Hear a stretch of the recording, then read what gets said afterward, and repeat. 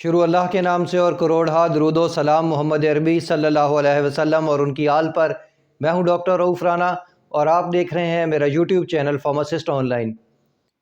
नींद की गोलियां स्लीपिंग पिल्स क्या होती हैं, ये किस तरह हमारे जिस्म पर असरअंदाज होती हैं, ज़्यादा खाने से या लंबे अरसे तक खाने से इसके क्या नुकसानात हैं, यही अद्वियात कब ख्वाब आवर होती हैं, कब सुकून आवर होती हैं और कब हम इसे नशा आवर कहते हैं, ये तमाम मालूमात आज की इस वीडियो में शामिल हैं। इससे पहले कि आपने हमारा ये चैनल सब्सक्राइब नहीं किया तो बराए करम इसको सब्सक्राइब कर लीजिए ताकि हमारे आने वाली तमाम वीडियोस तवातर के साथ आपको मिलती रहें।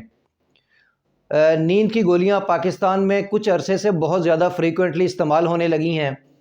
डॉक्टर हजरात भी अक्सर इसको प्रेस्क्राइब करते हैं और हमारे मुल्क के अंदर कोई ऐसा कानून नहीं है कि फ़ार्मेसी या मेडिकल स्टोर्स पे ये रिस्ट्रिक्ट किया जाए कि सिर्फ डॉक्टर की ही प्रिस्क्रिप्शन पे सेल की जाएँ। इसलिए अवामुन्नास में इसका इस्तेमाल रोज़ बरोज़ बढ़ता जा रहा है और कोई ऐसा कानून भी नहीं है कि कोई मखसूस डॉक्टर या कोई डॉक्टर जिस तरह अमेरिका या यूके में होता है कि जो डॉक्टर इसको प्रेस्क्राइब करते हैं उनके पास भी एक मखसूस लाइसेंस होता है, वो ही इसको प्रेस्क्राइब कर सकते हैं। हमारे यहाँ अक्सर जीपीज़ इसको प्रेस्क्राइब कर रहे होते हैं और अक्सर मरीज़ भी जिनके डॉक्टर के साथ कुछ ना कुछ सलाम दुआ होती है वो भी डॉक्टर से लिखवा कर ले आते हैं और बरसों बरस इसको इस्तेमाल करते हैं। इसके ज़्यादा इस्तेमाल से बहुत सारे नुकसानात होते हैं जो हम आगे चल के डिस्कस करेंगे। यही अद्वियात सुकून के लिए भी इस्तेमाल की जाती हैं, यानी कि एंजाइटी और डिप्रेशन के अंदर। जब डॉक्टर ये महसूस करता है कि मरीज़ डिप्रेस्ड है तो वो इस दवा की कम मिकदार को प्रेस्क्राइब करता है। अगर इस दवा की कम मिकदार को इस्तेमाल किया जाए तो ये सुकून आवर जो है दवाई कहलाती है। लेकिन अगर डॉक्टर महसूस करे कि मरीज़ कुछ दिन टेंशन की वजह से, परेशानी की वजह से या कुछ मसरूफियत की बिना पर या कोई सडन शॉक की वजह से कुछ दिन सो नहीं सका तो वो उसे इसको एज ए स्लीपिंग पिल के तौर पर प्रेस्क्राइब करेगा। उसके अंदर इसकी जो क्वांटिटी है, इसकी प्रेस्क्राइबिंग क्वांटिटी यानी कि उसकी एमजीज़ वो थोड़ी ज़्यादा होगी। कम एमजीज़ के अंदर ये सुकून आवर होती है, एंटी डिप्रेसेंट होती है, एंजाइटी के लिए दी जाती है। लेकिन ज़्यादा इसके अंदर साथ थोड़ी सी ज़्यादा क्वांटिटी के साथ यही दवाई ख्वाब आवर दवाई यानी कि स्लीपिंग पिल्स के तौर पे भी इस्तेमाल की जा सकती है। लेकिन मुख्तलिफ़ कंडीशन के अंदर डॉक्टर मरीज़ की कैफियत को देखते हुए मुख्तलिफ़ अंदाज से इसको प्रेस्क्राइब करेगा। अगर वो कम मिकदार में प्रेस्क्राइब कर रहा है तो वो एज ए एंटी डिप्रेसेंट दे रहा है, लेकिन अगर वो उसकी मिकदार थोड़ी ज़्यादा कर रहा है तो वो एज ए हिप्नोटिक ड्रग यानी कि ख्वाब आवर के तौर पर दे रहा है। लेकिन हमारे लोग इसको कुछ लोग इसको नशावर के तौर पर भी इस्तेमाल करते हैं। ये दवाई नशावर उस वक्त बन जाती है जब आप इसकी क्वांटिटी ज़्यादा ले लेते हैं। कोई भी ड्रग जब उसको प्रेस्क्राइब फॉर्म के अंदर दी जाए, डोजेज फॉर्म के अंदर दी जाए तो वो मेडिसिन कहलाती है। लेकिन कोई भी ड्रग जब डोजेज फॉर्म से एक्स्ट्रा दे दी जाए, ज़्यादा मिकदार में दे दी जाए तो वो ड्रग कहलाती है।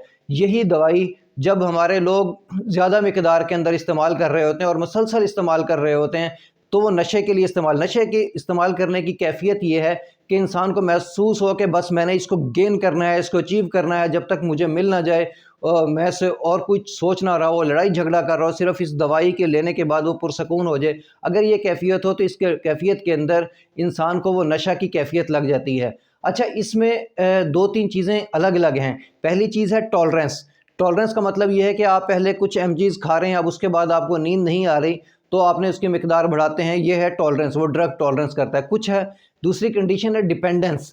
डिपेंडेंस का मतलब ये है कि आप उसको इस्तेमाल कर रहे हैं और नींद आती है, लेकिन जब वो इस्तेमाल नहीं करते तो वो नींद नहीं आती, उसको डिपेंडेंस कहते हैं। लेकिन जो है नशावर वो एक अलग चीज़ है। वो उस वक्त वो हो जाता है कि जब इंसान एक तो प्रेस्क्राइब अमाउंट से ज़्यादा खा रहा होता है और दूसरा जब तक वो उसको ले नहीं रहा होता उसको ज़हनी सुकून नहीं मिल रहा होता। इन अद्वियात को कभी भी लंबे अरसे के इस्तेमाल के लिए नहीं होती। इन अद्वियात को अगर आप इनके प्रिस्क्रिप्शन पे भी देखें और इनकी डोजेज फॉर्म के भी देखें, ये शॉर्ट टर्म ट्रीटमेंट है। मैक्सिमम इसकी जो ट्रीटमेंट है 2 to 4 वीक्स है। जब इसकी ट्रीटमेंट कंप्लीट हो जाए इसको ख़त्म कर देना चाहिए और डॉक्टर साहिबान को भी चाहिए कि मरीज़ को प्रेस्क्राइब करते हुए इस बात का ख्याल करें और उसको ताकीद करें कि 3 से 4 हफ्ते के बाद इसको छोड़ देना है।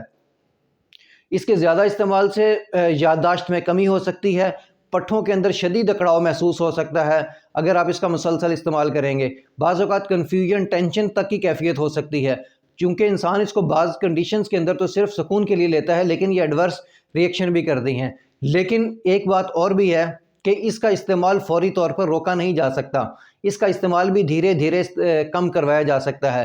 اگرچہ اس کے استعمال سے ذہنی بیماریاں بہت سارا ڈیولپ ہو سکتی ہیں، یادداشت کی انتہائی شدید کمی ہو سکتی ہے، بعض کنڈیشن کے اندر بلڈ ویژنز بھی نظر آ سکتے ہیں، یعنی کہ دھندلا پن اور دماغ کی مختلف کیفیت جنم لے سکتی ہیں۔ لیکن پھر بھی اس کا جو استعمال ہے وہ آہستہ آہستہ ترک کرنا چاہیے۔ ایسا نہ ہو کہ ویڈیو دیکھنے کے بعد آپ فوری طور پر اس کا استعمال ترک کر دیں، کیونکہ اس کے وڈرال سمٹمز بھی آ سکتے ہیں۔ وڈرال سمٹمز میں بھی ذہنی جو ہے سکون وہ ختم ہو سکتا ہے، نیند نہیں آ سکتی، ڈپریشن ٹینشن کی کیفیت ہو سکتی ہے۔ اس میں اپنے ڈاکٹر یا اپنے فارماسسٹ سے مشورہ کریں، وہ آپ جتنی ڈوز لے رہے ہیں اس کو آہستہ آہستہ کم کرتے کرتے کچھ عرصے میں 15-20 دن کے عرصے میں اس کو آپ ختم کیا جا سکتا ہے۔ اس کے بعد آپ آلٹرنیٹ ڈیز پہ بھی لے سکتے ہیں، ایک دن لیں اور ایک دن نہ لیں، اور آہستہ آہستہ اس کو ختم کیا جا سکتا ہے۔ لیکن اس کا استعمال فوری طور پر بھی ترک نہیں کیا جا سکتا۔ اگر فوری طور پر اس کا استعمال ترک کر دیا جائے تو وڈرال سمٹمز بھی نمودار ہو سکتے ہیں۔ ہمارے ملک میں زیادہ تر جو خواب آور یا نیند آور ادویات سیل ہو رہی ہیں، ان میں ان کے چیدہ چیدہ نام میں ایلپ ہے، پراز ہے، زینیکس بہت سیل ہوا کرتی تھی، لیگزوٹانل ہے، ویلیم ہے، اور اس طرح کی بہت ساری ادویات ہیں۔ ہم اگلی کچھ ویڈیوز انہی کو فردن ڈسکس کریں گے، لیگزوٹانل کو، ایلپ کو، ایک ایک ویڈیو ہر ایک کی بنائیں گے اور اس میں ڈیٹیل سے ڈسکس کریں گے یہ کس طریقے سے کام کرتی ہیں۔ اس کے علاوہ اگر کوئی شخص اس کو غلطی سے زیادہ کھا جائے یا کسی اور کیفیت کی وجہ سے اس کو زیادہ کھا جائے تو یہ بہت زیادہ برے جو سائیڈ ایفیکٹس ہیں وہ کریٹ کرتے ہیں۔ اگر کوئی شخص 10 گولیاں یا 5 گولیاں یا 8 گولیاں کھا لے تو اس کنڈیشنز کے اندر موت بھی واقع ہو سکتی ہے، انسان شدید کنفیوژن کا شکار ہو سکتا ہے، کچھ کنڈیشن کے اندر وہ بے ہوشی کی کیفیت آ جاتی ہے، اور کچھ کنڈیشنز میں جو سانس لینے کا نظام تنفس ہے یہ سپریس ہو جاتا ہے۔ جب نظام تنفس سپریس ہوتا ہے، لنگ سپریس ہوتے ہیں، تو سانس کی بریتھنگ جو ہے وہ کم ہو جاتی ہے اور دل کی دھڑکن شدید کم ہو جاتی ہے، بلڈ پریشر شدید لو ہو جاتا ہے۔ یہ بہت زیادہ اوور ڈوزنگ کے ساتھ ہے۔ اگر کوئی شخص آپ کو ایسا ملے جس نے اوور ڈوز لے لی ہو تو فوری طور پر اس کو الٹی کروائیں، اس کے منہ کے اندر پانی ڈالیں، نارمل سیلائن ڈالیں اور اس کو الٹی کروانے کی کوشش کریں۔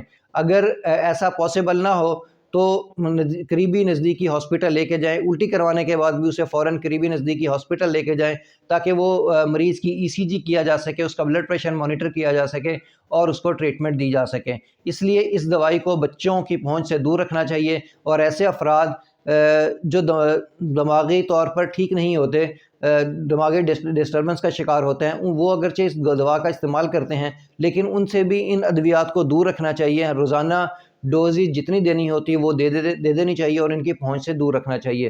مجھے امید ہے کہ میری یہ ویڈیو آپ کو پسند آئی ہوگی۔ اگر پسند آئے تو اسے لائک اور شیئر ضرور کیجیے گا۔ اللہ آپ کو اور آپ کے تمام اہل خانہ کو صحت والی زندگی عطا کرے۔ اللہ حافظ۔